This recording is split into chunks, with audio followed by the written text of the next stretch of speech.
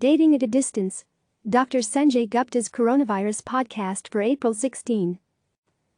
How do people date 6 feet apart? CNN Chief Medical Correspondent Dr. Sanjay Gupta explores the ways in which people are finding new relationships, as well as overcoming loneliness and lack of physical touch during this pandemic. You can listen on your favorite podcast app or read the transcript below. Elizabeth. I started online dating right back when this was all happening. Connecting with someone virtually is really funny. You kind of have to do this game when you get on and be like, okay, what about a Hangout? Well, did you have Zoom? What if we tried FaceTime over this? You kind of get into this negotiation before even getting onto the date. Dr. Gupta. Finding that special someone was already hard before a global pandemic. Now I can't even begin to imagine what dating is like, considering we're all isolated at home. How do you make a genuine connection through a computer screen? How does a relationship survive without intimacy or physical touch? How can we feel a sense of closeness when we're physically apart? I'm Dr. Sanjay Gupta, CNN's Chief Medical Correspondent. And this is Coronavirus. Fact versus Fiction. From The Late Show with Stephen Colbert, March 12, host Stephen Colbert. Should people still date? Dr. Gupta. Everything is a risk, Colbert. Blind date? Dr. Gupta. No blind dates. Colbert. Tinder? Dr. Gupta. Definitely not. But even before this, no Tinder. I'm kidding. Dr. Gupta. That was me on The Late Show with Stephen Colbert a month ago, before most of the country was staying at home. At the time, a conversation about dating during a pandemic may have felt like late-night comedy fare. Dr. Gupta, on The Late Show. You know, Stephen, everything in life is a risk-reward proposition. Is it riskier to do things versus before? Perhaps. Being in close contact with somebody, especially somebody you don't know, it's a different time right now. Dr. Gupta. But as our new reality has evolved, so has the act of finding love. People are using dating apps more. Both Tinder and Bumble have reported an increase in daily messages and user engagement. Other apps have added a video chat feature. And some people are reaching out in ways I would have never imagined.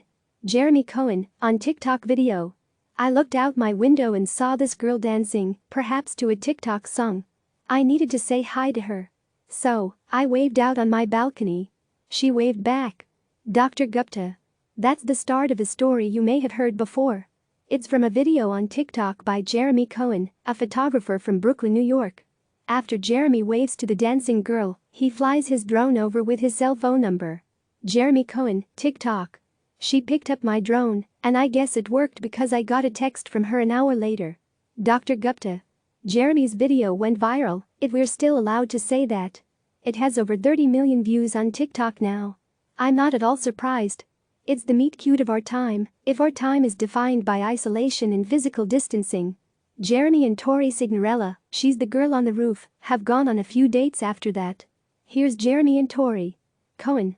The first date was, we had dinner, except there was no restaurant. She was on her roof, and I was on my balcony. Tori Signorella. It was so funny because we'd be talking to each other on FaceTime. And then sometimes I'd, look over, I'd see him there, and then we'd look at each other. It was like such a weird scenario. Cohen. It was lovely. And it lasted until her phone died. Dr. Gupta. On another date, Jeremy went inside a huge plastic bubble so he and Tori could take a walk. Signorella. I just couldn't stop laughing. I, hit the ground, basically. I just, was not expecting to see him in a bubble. Dr. Gupta. It's a lot more effort to go through than your average date. And it's hard to express the usual social and physical cues when you're 6 feet apart. But there are things about this new normal that, for Jeremy Cohen, surprisingly work well. Cohen. It's really nice to get to know her and just not have any of this pressure or, at the end of the date, okay, am I going home or am I going to invite her back to my place or go back to her place? This awkward moment of, okay, what is the other person thinking? I don't want to be too forward. But I also don't want to be a scaredy cat. Dr. Gupta. Jeremy isn't immune to the loneliness of social distancing, of not actually being physically around someone, even though he's found this new connection. Cohen. I am alone in my apartment. I have a roommate, but he's with his family in Minnesota. So, I'm all alone in this 2-bedroom apartment for about a month now. It makes me realize how much the small things in life such as a hug, like, hugs feel great. I've actually tried hugging myself a couple of times. Doesn't feel the same. Dr. Gupta. Because it isn't the same. There's a lot of research that shows how physical touch is important for our health and well-being. Professor Brooke Feeney. One behavior that we have focused on in some of our research is interpersonal touch or affectionate touch.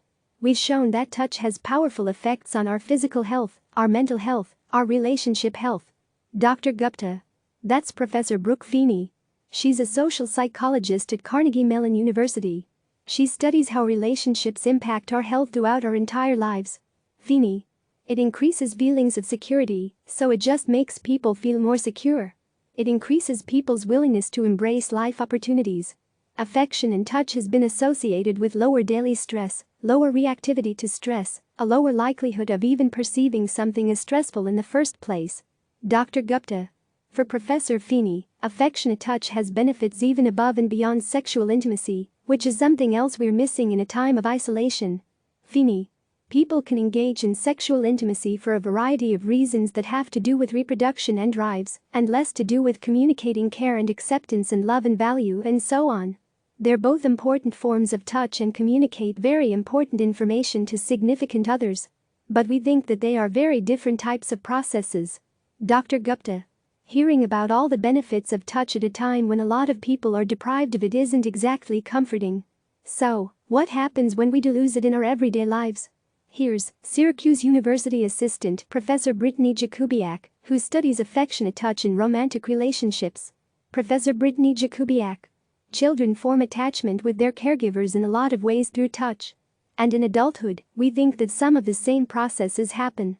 So, you form an attachment to your romantic partner just like you form an attachment to your parents, although the relationship is obviously different. Long-term, not having the ability to touch, I think there's the possibility that you may not be able to form as secure of an attachment to that person. Dr. Gupta. But Professor Jakubiak doesn't want to overstate the benefits of touch either. It is still possible to have meaningful connections with each other without it. Jakubiak. We know that people maintain very satisfying long-distance relationships, even when there's not a pandemic going on. People do things like reminiscing about times that they did spend together or planning times that they will spend together. And so, I think we can find ways, at least if this is going to be a somewhat short-term separation, to make sure that we're maintaining high-quality relationships even through physical distance. Dr. Gupta. For Professor Feeney, there is a positive outcome, at least in terms of human connection, about the fact that this is all happening to us together. Feeney.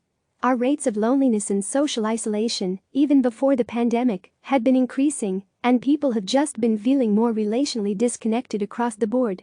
One positive thing that I think has come out of this pandemic is that people, first of all, are all in this together.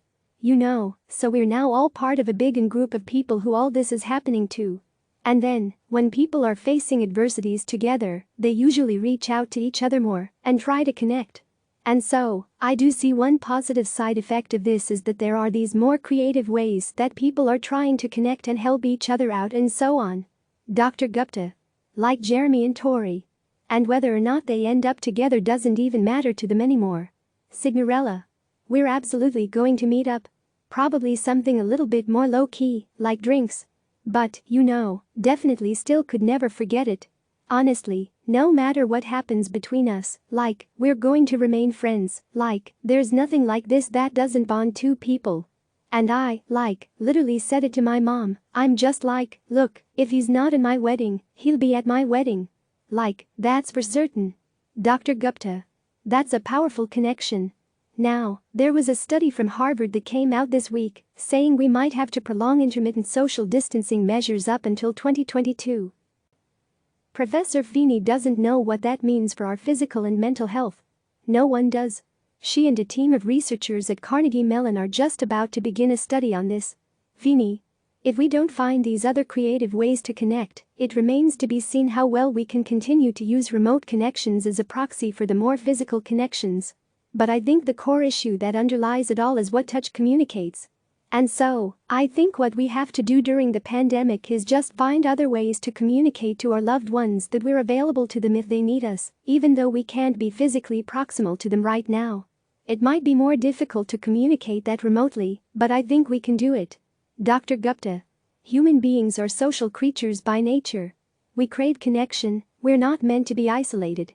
These days, some people might not have the security that comes from physical touch, but that's not all a relationship is built on. Find those other connections and lean on them. I think you'll be surprised by how strongly they'll resonate in your life. We'll be back tomorrow. Thanks for listening. You can also head to cnn.com coronavirus and sign up for our daily newsletter, which features the latest updates on this fast-moving story from CNN journalists around the globe. For a full listing of episodes of Coronavirus, Fact versus Fiction, visit the podcast's page here. Click subscribe to receive the latest news.